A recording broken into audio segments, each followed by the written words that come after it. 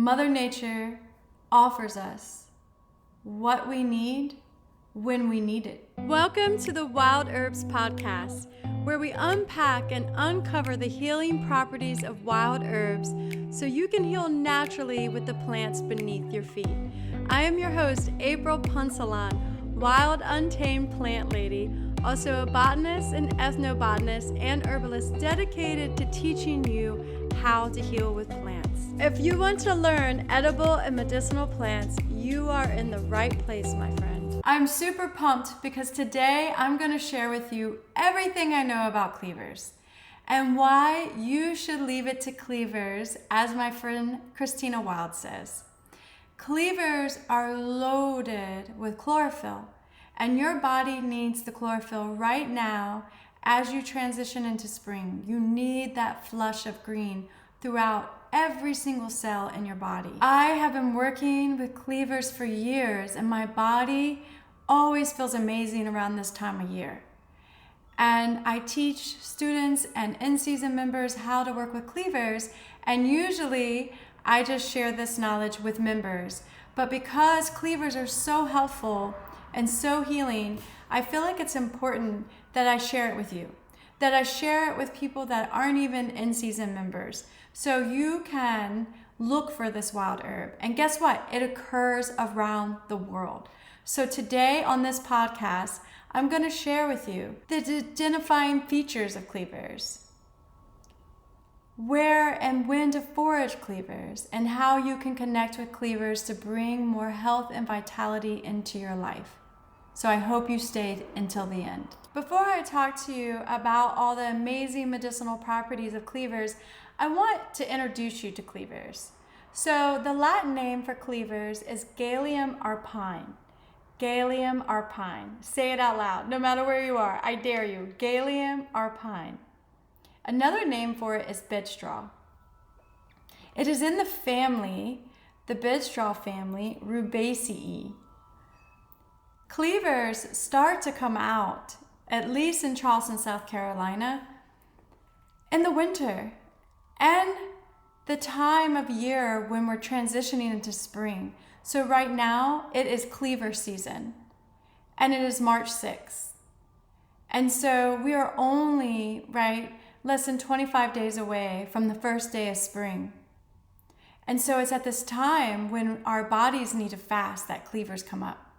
And my mother, she lives in Norfolk, Virginia, and she told me cleavers are coming up in her garden pots. So if you're in New York, you may have to wait another month. But generally, cleavers come up in the spring. It's this spring wild herb.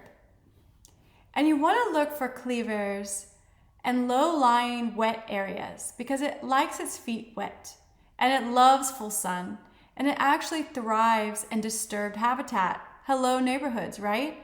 Because you can find cleavers almost in any neighborhood across the nation where there's enough moisture. And so where I've lived in the past couple of years, I've been able to find cleaver patches. And the last cleaver patch I foraged when I lived in Riverland Terrace was on the side of the road, but I knew that it was a secondary road and that they didn't spray herbicides. They don't maintain the neighborhood with herbicides.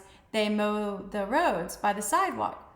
So I knew I was safe to forage cleavers. And then I generally, with cleavers, depending on where I forage, only collect like the top 1 to 2 feet of the aerial portion. I don't go all the way down to the soil, down to the ground. And of course, if you're collecting along the side of the road, you want to rinse the cleavers really well, because if you're in a neighborhood with a lot of dog walking, there's a chance the dog could have urinated on it, so you want to be mindful of that. In the neighborhood I live in now, I was able to find the most amazing green cleaver patch on a vacant lot. Now that cleaver patch is not going to be here forever because this is Charleston and it's a highly desirable place to live. But for right now, I have this cleaver patch. I invite you to find a cleaver patch where you live. And if you're not able to, maybe you can create some habitat in your yard, like a moist area or dig out a lower lying area in your yard, or maybe an area that's right beside a gutter, and try and grow cleavers. So generally, just to recap, you're going to be foraging cleavers right now as we transition into the spring. But depending on where you live, you can forage cleavers from February until May. I don't really like foraging cleavers once they produce flowers and fruit. I love it right before they flower. That's when they're just full of energy, because once they produce the fruit, it's not as fun for me, at least, to work with it. And you want to look for these along roadsides, meadows, thickets, disturbed areas, and in forests along open habitat. Sometimes you can find it along secondary streams. And sometimes you'll find it in ditches. So anyway, there you go. That's when and where to forage cleavers. So how do you identify cleavers? Cleavers are so easy. It is like the best beginning wild herb you can forage, because you will know it. There's no mistaking this, all right? You're gonna be walking and this bright green plant's gonna catch your eye, and you're gonna be like, what is that? Is that cleavers April was talking about? And you're gonna walk up to it, okay, and it's gonna have whorled leaves. Cleavers have whorled leaves, which means that there's more than 3 leaves at each node. So along the stem, there are these little leaves that come out along the node. And then it has these hairs, like these glandular hairs that are upright, and it makes the stem really scabrous to touch. It's kind of sharp and spiky. Like you wouldn't want to rub the stem on your skin. And it sticks to you. So those hair allow it to stick to you. And I do believe this is why this wild herb is around the world, because it has this successful dispersal mechanism to where the stems will cling to you, and you're going to carry some of the seeds. And the seeds even cling to you because they have these hairs as well. They're like Velcro hairs, for real, Velcro hairs. And a lot of times when I'll do a post or a reel, I'll just stick the cleavers to my body. So if you find something that you think is cleavers, just stick it to your body. And if it doesn't stick, it's not cleavers. If it sticks, it's cleavers, all right? So those are some identifying features. And the flowers aren't very impressive. They're 4 white petals, and they arise from the leaf axils. And it starts to flower here in Charleston in March. Like already it will be flowering by the end of this month. But in other places, more northern regions, it's going to be probably June. It's going to start flowering in June, and then it produces these little globular fruits that have the Velcro hairs, and that's why I don't really like working with it once it fruits. All right, so now you know where to forage it, when to forage it, and what to look for. Now I'm going to fill you in on why I really hope you find this wild herb, because you're listening to this podcast right now. I want you to get this medicine into your body. And the reason being is because cleavers are loaded with chlorophyll. And chlorophyll is the lifeblood of the plant. And chlorophyll has the same molecular structure as your blood, as your hemoglobin. Definitely Google it after this podcast. And look at the molecular structure of chlorophyll in your blood. So your body can assimilate so easily chlorophyll and all the benefits that come with that beautiful green color. And so before I knew that cleavers, were loaded with chlorophyll, I knew about all the traditional use, right? So cleavers is known as a reducing herb. It's so good for the urinary system. It really helps to dissolve stones, kidney stones and gravel, calcium stones, and it allows them to pass. And so if you know me and you've been following me for a while, you know that I have a weak urinary system and I have interstitial cystitis. So cleavers are my best friend. And yes, when I drink them in the early spring, my urinary system is so happy. So I can contest to how it does have this what we herbalists call refrigerant qualities, right? Cooling. It helps to calm scalding urine in adults and children because of the refrigerant cooling properties. It is, though, a diuretic. It does make me thirsty, and so I do drink more water. And so when I first started working with Cleavers, of course I had read, it was good for the urinary system. So of course I seek out this herb, right? And I start working with Cleavers, and I dried some and I make the tea. But I'm very curious, right? I'm liking the tea. I'm liking even cooking it. But there's something else that makes me want to just put the stems in a blender with water and blend it up. And so I'm noticing that, a lot of herbalists say it's a lymphatic cleanser and that it's really good for detoxification in the spring. And so I'm just curious. I'm like, well, what if I take these stems and I put them in a blender? Will I get all the amazing benefits too? So I don't have to wait to dry it and I can work with it fresh. So one day, I don't know what encouraged me or inspired me to do this. I foraged 5 to 7 stems. I put them in a blender with 2 cups of water. I turn that blender to high speed, and oh my gosh, I get this like dark green chlorophyll color. And I'm just like, oh, this is why this herb is cleansing to the lymphatic system. This is why this herb is anti-cancer. This is why it is a lymphatic tonic. It's this green chlorophyll, because chlorophyll oxygenates all the cells in our body. It literally cleanses and builds and helps support the blood and detoxifies the blood and the lymphatic system. We cannot live without it. We cannot, right? That's why eating green food is so important. Eating the leafy greens, eating the green herbs. And so here I am just sitting with this green gold, this liquid green gold, and it looks like it's even darker to me than wheatgrass.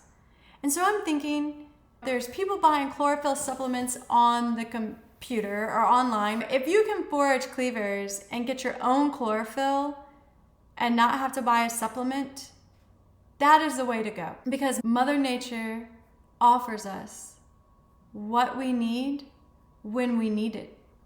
And spring is all about the queen, and that's your liver. And so spring is all about the green, because green heals the liver. And so in Tibetan medicine, green is associated with the liver. And so it's really important to eat a lot of green, right? In the spring. I feel like I'm rhyming or I'm talking in riddles. But really, honestly, this is a time for you to take out the dairy, take out the meat, take out, if you can, all the processed food and put in the green. Green. Just focus on the green and get it into your diet, because that is what nature is offering you right now, and that is what your body needs. And so at the bottom in the show notes, I have a free download for you. I share what I share with in-season members as an example of what you get in the membership, and it is the Cleaver juice recipe. Because when I connect with wild herbs, I try to take time and work with them in different ways and easy ways to get the medicine into our bodies, into your body. And I feel like making this juice takes 5 minutes, and it just nourishes, oxygenates, detoxifies the whole body.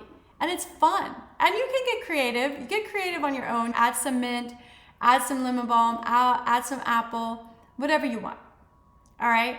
But before I close, I want to talk to you about some more of its medicinal properties, because this herb is amazing.